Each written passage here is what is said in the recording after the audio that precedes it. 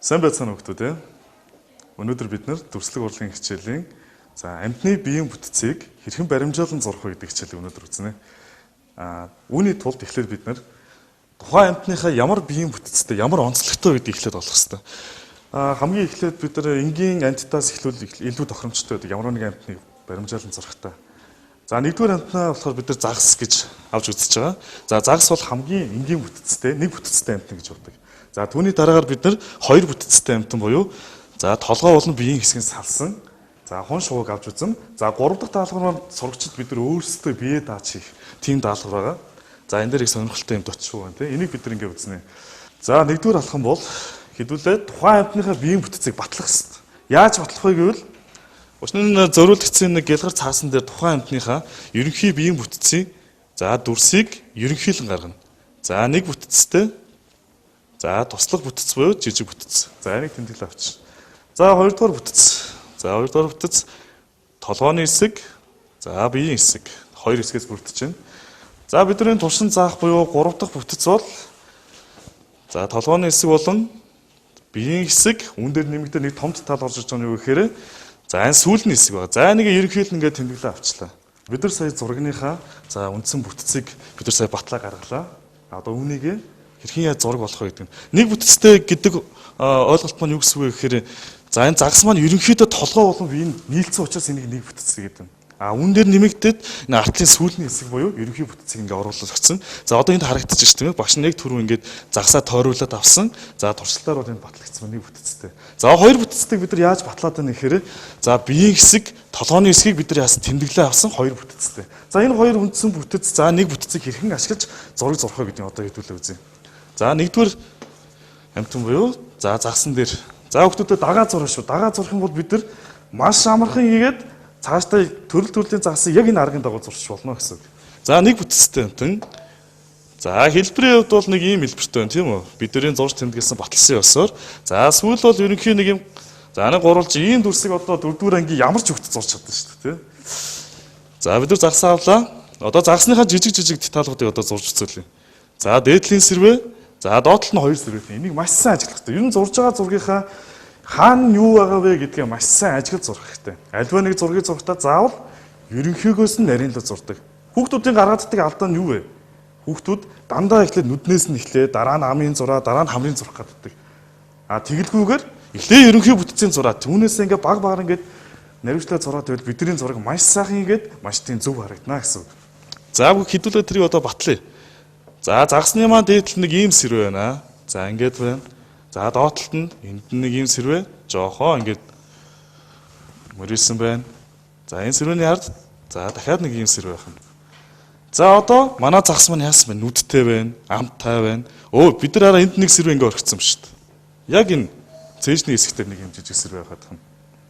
Одоо загсандаа бид нар нэг юм дутуу байна. Юу вэ нөхдүүд вэ? Юу вэ? Тийм.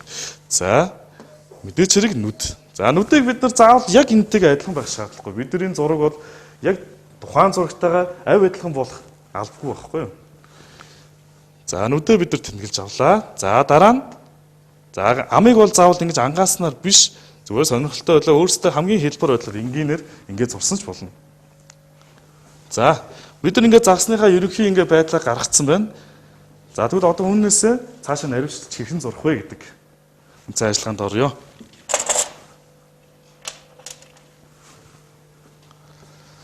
Одоо загсныхаа үндсэн бүтцийг гаргасан учраас одоо наривчлсан үйл ажиллагаанд эхлээд орно. Нүдэн дээр.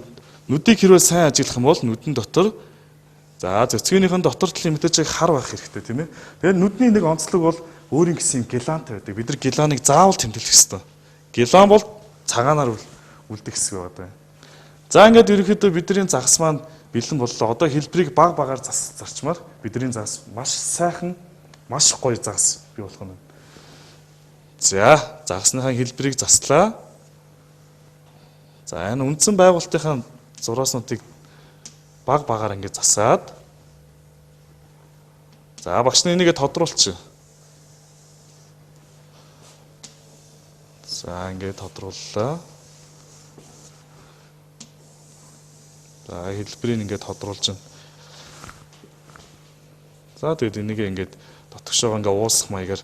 Та хэд мөн бол гэртээ харандаа үзэг, фалмастер, за тосон харандаагаар их сайхан уусаа хийчих болно. За багш нь бол энд шохоогоор ингээ гараараа ингээ уусаад тийч. За үндсэн загасны хэлбэр маань за маш сайхан. За ингээ гараад ирлээ. Загасны сэрвэн дээр нэг онцлог байгааддаг. За энэ зураг нь сайн харагдчихна үгүй юу? Ингээд загас маань ингээд сэрвэнүүдний юм зураас нуттай байгаа. Яг хэлбэрийн дагуу тэр хэлбэрийг маш сайн гаргаж өгөх хэрэгтэй. Хаана юу байгаа вэ гэдгийг сайн бодож сурах хэрэгтэй. За сэрвэнүүдийн тэмдэглэлээ. За нэг олон сэрвэ болж шаардлагагүй. Хүүхдүүдийн гаргадаг алдаа бол хитрхи олон сэрвэг ойрхон хийх гэдэг.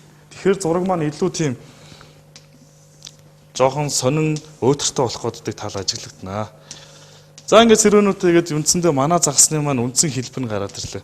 Хүүхдүүд та нар өөрсдөө гэртээ өмгийн буудаг, өмгийн харандаа маш олон зүйл байгаа учраас энэ загсаа яаж л яаж гоё болгож болно гэсэн үг. За ингээд зураг маань эхний зураг маань бий боллоо. Маш амархан байгааз. Тэр загас зурах маш амархан байна. Яг энэ аргын тусламжтай төрөл бүрийн загсыг зурж болно. Нэг бүтцтэй амтан байх нь шүү дээ. За хоёрдугаарх нь. За хоёр бүтцтэй буюу толгой болон биеийн бүтц. За толгойн хэлбэр. Хүүхэд болгоно ийм хагас. За энийг зөөн дугуй төрс бол зурж чаддаг тийм ээ. За нэг жижиг зөөн дугуй төрс зурлаа. За үүний харгалдаа үүнээс за нэг ойролцоогоо нэг 2-оос 3 дахин том. Ер нь альва нэг амтныг зурхтаа заавал толгойн хэмжээг биеийн хэмжээтэй харьцуулж зурвал хэцүү байдаг. Тэгэхгүй бол хитрхи том толгойтой амтан болчихно. Эсвэл хитрхи жижигхэн толгойтой амтан болох магадaltaй байдаг. Тэгэхээр толгой бие хоёрыг маш сайн харьцуулж зурх нь бидний зураг маш сайн зураг болохын бас нэг шинж юм аа. За толгой бие хоёроо нийлүүллээ. За нэг зураас чинь. За энэ зураасаа дагуулад за багш нь юу гэж байна? Ингээд нэгсэндээ нөгөө хон шууны маань үндсэн хүзүүн ингээд гараад ирлээ шүү дээ. Одоо жижиг деталуудаа их өстой тийм ээ. Яг саяны загасны зарчмын дагуу. Тэгэхээр за хон шуун дээр нэг юм жижигхэн гурвалжин ингээд зурч. Гурвалжин дүрс ийм гурвалжин хинч зурч чадна шүү дээ тийм ээ. Дөрөвдүгээр ангийн хүмүүс бол маш амархан гэсэн. За ингээд сүүл их ийм амархан. За сар амархан бооцогдод ээ. За далавч багшаа юу яаж далавч хийдэм бэ гэд хүүхдүүд аягүй асууд. Тэгээд багш далавч юусоо болохгүй би зурч чадахгүй нэ гэдэг. Далавчийг заавал зурах шаардлагагүй. Ерөөсөө л аргаар зурна шүү дээ. За нэг зураас татлаа. За доошоо адилхан нэг зураас татлаа. Яг дагаад хийвэл маш үр дүнтэй. За бидний хамгийн сайн мэдих нуман зураасаа ашиглаад за энэ үзүүрээс ингээд за ингээд нэг далавчин. За доотлын үзүүрээс эхэллээ. Ингээд за ингээд хон шуун нисэж байгаа хон шуун маш амархан гарч ирлээ. Зураг зурх ийм амархан хийж байсан гэх тийм ээ. За энэ чинь мэдээч нүдийн чинь. За ингээд хон шуун мэдээж хэрэг хөлтэй байгаа. Хөлийг нь бас. За ингээд хон шуун бэлэн боллоо доо. Хүүхдүүдэд та хэд маань бас зураг зурхтаа энэ илүү дутуу янз бүрийн зураас нь хамгийн сүүлд ингээд арилгацч болно. Ийм амархан аргаар ингээд хон шуу зурж болох нэ. За ингээд бид нар үндсэндээ нэг бүтцтэй амтан, хоёр бүтцтэй амтныг маш хэлбэр аргаар зурлаа.